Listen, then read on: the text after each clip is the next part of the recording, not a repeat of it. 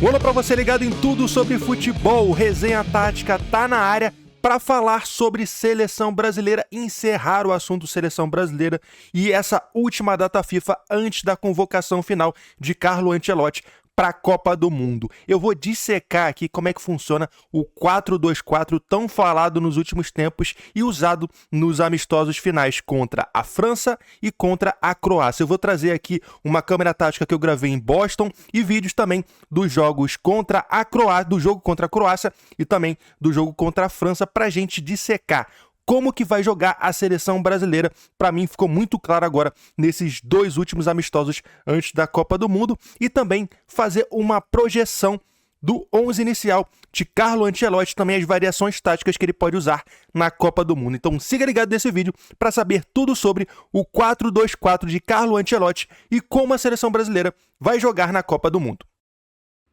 Bom, começando a nossa análise no vídeo, eu trouxe aqui algumas características, alguns padrões que eu consegui observar na seleção brasileira, tanto no jogo contra a Croácia quanto no jogo contra a França. Eu vou trazer aqui lances de várias fases do jogo. Eu vou começar com a primeira fase de construção, a saída de bola da seleção brasileira. Como é que a seleção brasileira fez essa saída de bola?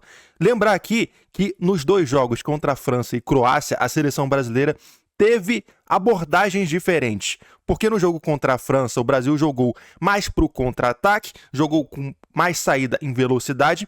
Já no jogo contra a Croácia ele precisou de mais aproximações, de um jogo mais propositivo, já que a Croácia atuou recuada durante algum momento do jogo, principalmente até sofrer o primeiro gol. Vamos começar aqui com uma saída de bola no jogo contra a Croácia, que deixa claro como é que funciona a saída de bola com o Carlo Ancelotti, principalmente em estrutura. Ó, é uma saída 2 mais 1. São os dois zagueiros fazendo a saída de bola com o Casemiro. E isso aconteceu tanto no jogo contra a França quanto no jogo contra a Croácia e também em outros amistosos e jogos de eliminatórias da seleção brasileira. E buscando sempre uma saída muito vertical. Nesse jogo contra a Croácia, o Danilo ficou um pouquinho mais adiantado, coisa que o Bruno Guimarães fazia também. Então o Casemiro se aproxima mais dos zagueiros e o Danilo fica um pouquinho mais adiantado para receber no entrelinhas, um pouquinho mais avançado no campo e já girar. O Danilo é um jogador que a gente vai analisar mais nesse vídeo porque ele trouxe características muito interessantes. Agora na câmera tática aqui em Boston, a gente vai observar como fica muito claro o 4-2-4 do Carlo Ancelotti, um esquema que muito se falou nos últimos tempos. Mais uma vez, a saída de bola da seleção brasileira, os dois zagueiros e o Casemiro. E agora, a partir do momento que o jogo vai avançando e vai virando uma fase ofensiva, fica claro o 4-2-4 da seleção brasileira. Linha de 4, os 4 defensores, os dois laterais dos lados do campo, os dois volantes, Casemiro e no caso o Andrei Santos, que foi quem jogou contra a França, e os 4 atacantes mais adiantados. Então ficou muito claro esse 4-2-4 da seleção brasileira, que evoluiu no campo assim. Na fase defensiva é um 4-4-2, que eu vou mostrar para você como fica claro numa imagem estática que eu trouxe também de Boston. Agora, na fase ofensiva, o que me chamou a atenção, principalmente no jogo contra a Croácia, no jogo contra a França, o Brasil teve muita dificuldade, principalmente porque teve uma partida muito pobre de suas referências técnicas. O Vinícius, o Rafinha não conseguiram performar bem e erraram muitos lances. O Brasil, que jogou numa proposta de contra-ataque, não conseguiu fazer valer essa proposta com muitos erros técnicos do quarteto ofensivo, principalmente do Vini e do Rafinha. O Matheus Cunha participou pouquíssimo do jogo. Agora, dentro de uma proposta de jogo de mais proximidade, de aproximação, jogo apoiado, o Matheus Cunha é muito interessante. Nesse jogo contra a Croácia, eu estou ressaltando aqui a participação dele perto do Vini Júnior, como um meia criativo, né? Por trás do atacante. Na verdade, no 4-2-4, tanto o Matheus quanto o João Pedro, que foi o camisa 9 nesse jogo contra a Croácia, se movimentaram bastante. E o Matheus Cunha buscou sempre a faixa do campo, da canhota por dentro, que é uma faixa do campo que ele brilhou muito no futebol alemão, no próprio futebol inglês com o Wolverhampton. Ele sempre foi muito bem nessa faixa do campo. E na seleção brasileira, ele vai atuando também por aí nos melhores momentos dele.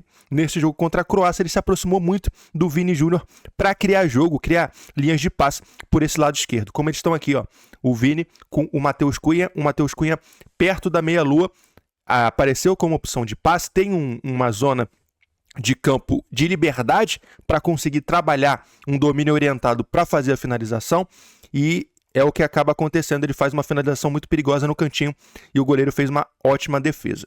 O Matheus Cunha foi uma peça central dessa partida contra a Croácia. Mais uma vez ele aparecendo aqui como um meia criativo, de novo, da canhota por dentro, deixou o João Pedro na cara do gol. Agora o Matheus Cunha, lá no lance de contra-ataque da seleção brasileira, sendo realmente a referência criativa da equipe, né? Iniciando esse contra-ataque e fazendo um belíssimo lançamento para o Vini Júnior. O contra-ataque que não funcionou contra a França, funcionou contra a Croácia. E nesse lance a gente vai começar a observar um outro jogador que eu vou selecionar aqui também, ó, o Danilo. O Danilo jogou como titular nesse jogo contra a Croácia, entrou em alguns minutos no jogo contra a França, mas para mim ele foi o grande protagonista da equipe, ao lado do Luiz Henrique também. A gente tem que destacar a belíssima partida do Luiz Henrique. Os dois trazem características importantes para a seleção brasileira, mas o Danilo, especialmente, fazendo uma análise dele, ele trouxe dinamismo para o meio campo. Ele tem uma característica que outros volantes da seleção brasileira não têm e que o Andrei, por exemplo, também não tem, que é de progressão com bola. Ele não só recebe a bola e tenta criar o lance na primeira fase de construção através do passe, mas também ele avança no campo com a bola nos pés. É um dinamismo necessário para a seleção brasileira, principalmente contra adversários fechados, bem recuados e também com uma pressão alta forte. Ele ajuda a sair quebrar dessas linhas de pressão, não só com um passe, mas também com uma progressão com bola, consegue avançar no campo com bola. E o Danilo é um volante box-to-box moderno, que muita gente fala, esse volante box-to-box que joga de área a área. Então ele participa tanto na fase defensiva do Brasil, mas também na ofensiva, pisando na área para definir os lances, como nesse lance aqui. A jogada do Vini, o Danilo saiu da defesa. Nesse lance ficou claro que o Danilo é o jogador surpresa, porque 3 ficaram na marcação do Vini. A marcação de encaixe ali nos outros 2 jogadores da seleção brasileira, o Luiz Henrique e o João Pedro. O Danilo apareceu como esse homem surpresa para finalizar e fazer o primeiro gol brasileiro contra a seleção da Croácia. Não foi a primeira vez que o Danilo fez isso, tá? Vamos analisar esse lance aqui, que o Danilo já está na área, mais uma vez, se juntando aos atacantes para criar superioridade numérica, ou tentar criar uma superioridade ali dentro da área e causar perigo para a defesa croata. Não deu certo essa jogada do Vini, mas depois o Modric vai dar um presente para o Vini e o Danilo aparece mais uma vez em zona de finalização. Olha como ele se posiciona aqui. Para criar uma linha de passe para o Vini, ele recebe já na área e consegue fazer uma finalização muito parecida com o lance do gol, tá? Dessa vez o goleiro conseguiu fazer uma grande defesa. Então o Danilo trouxe esse volante que aparece na frente para finalizar os lances, coisa que o Guimarães, Bruno Guimarães, até tem um pouco, mas acho que o Danilo traz com mais intensidade e traz essa progressão com bola, que não é muito característica do Bruno Guimarães, muito menos do Casemiro, né? São jogadores que conseguem fazer a primeira fase de construção através do passe, fazer o time avançar de forma vertical, mas com o passe, e o Danilo consegue fazer isso também, progredindo com a bola nos pés. Outro lance aqui do Danilo, que ele ajudou também nesse jogo contra a Croácia, foi na reação pós-perda, né? Na pressão pós-perda. O Brasil acabou perdendo a bola nesse lance aqui, mas o Danilo está aqui mais uma vez para pressionar, ajudar o Brasil a recuperar a bola. Nesse lance ele deu para o Luiz Henrique conseguir uma boa falta do lado direito. O Luiz Henrique também foi outro jogador muito destaque desse jogo contra a Croácia, já havia sido contra a França. Ele traz característica de mais... Ele é um jogador que parte para o drible, ele parte para cima do adversário, ele cria situações de 1 contra 1 que o Rafinha não conseguiu quando jogou aberto pela ponta, e que o Estevão, por exemplo, também consegue criar para a seleção brasileira. Eu vou mostrar agora para vocês algumas imagens estáticas para ficar ainda mais claro como a seleção brasileira vai jogar na Copa do Mundo. Eu separei aqui 3 imagens para a gente olhar rapidamente, que apresentam algumas fases do jogo da seleção brasileira, tá? Primeiro, a primeira fase de construção no jogo contra a França. O Brasil buscou um jogo muito direto, mas o Matheus Cunha tentou em alguns momentos recuar. Você vê que ficou uma linha só de 3 atacantes na frente e o Matheus recuou para tentar ajudar os volantes, tentar ajudar o Casemiro e o Andrei nessa saída de bola. Não funcionou muito bem. O Brasil tentou um jogo direto que também não funcionou, justamente pela falta de criatividade dos atacantes e dos muitos erros técnicos do Vini e do Rafinha, mas o Matheus pode ser uma opção também quando o adversário marcar com linhas altas, tiver uma marcação alta de muita intensidade, ele pode recuar e ajudar nessa primeira fase de construção da seleção brasileira. Nessa segunda imagem aqui eu vou deixar claro o 4-2-4 da seleção brasileira, que ficou claro no vídeo, mas fica ainda mais claro aí a linha de 4 defensores, os 2 volantes e os 4 atacantes. E na fase defensiva, como é que funciona a seleção brasileira? E aí tem um detalhe interessante, tá? A seleção brasileira na fase defensiva é esse 4-4-2 que fica claro nessa imagem. E nos 2 jogos, tanto contra a França quanto contra a Croácia, o Ancelotti preferiu deixar o Vinícius Júnior mais à frente no ataque, junto com nesse jogo aí foi com o Matheus Cunha, mas no jogo contra a Croácia com o João Pedro.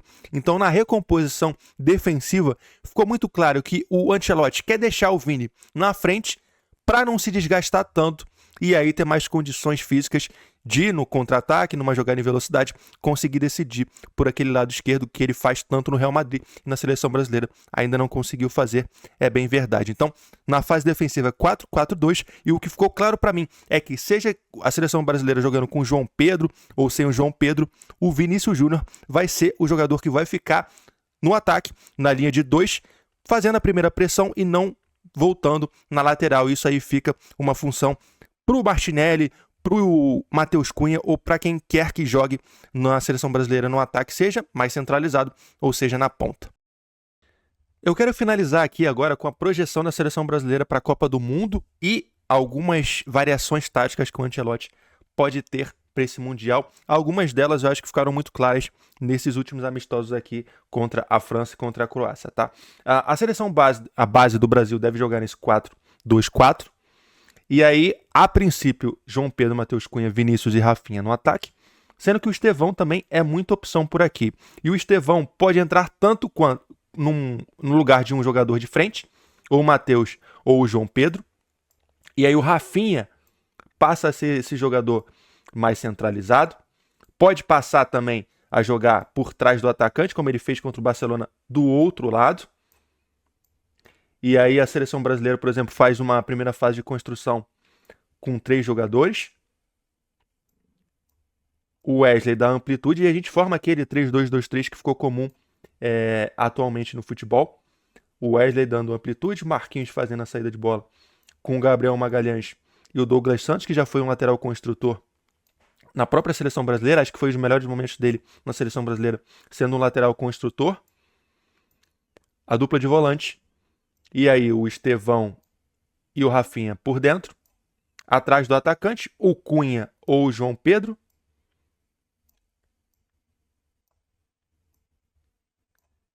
E o Vini e o Wesley dando amplitude do lado do campo. 3-2-2-3. O Luiz Henrique pode ser opção também para jogar com um ponta mais aberto por esse lado do campo. Ou também para jogar centralizado e dando o overlap para o Wesley, ou para jogar também como um ponta mais aberto desse lado do campo. E a seleção brasileira, por exemplo, jogando com o João Pedro e o Matheus Cunha, como fez nesse amistoso contra a Croácia, por exemplo. O Brasil jogou assim, o Luiz Henrique por aqui, o Vini do outro lado, João Pedro e o Matheus Cunha por aqui. O Danilo é uma opção interessante que se mostrou nesse jogo contra a Croácia pro Bruno Guimarães. Como eu falei, é um jogador que consegue avançar no campo com a bola, tem uma progressão com bola muito boa, consegue também dar dinamismo na saída de bola e pisa na área. É aquele volante box-to-box que consegue pisar na área e consegue aparecer aqui em zonas de finalização. Essa conexão dele com o Vini, por exemplo, foi bem interessante nesse jogo contra a Croácia e pode também ser uma opção para a seleção brasileira ao longo da Copa do Mundo. Agora eu quero saber a tua opinião. Será que o 4-2-4 é a plataforma tática perfeita para a seleção brasileira na Copa do Mundo?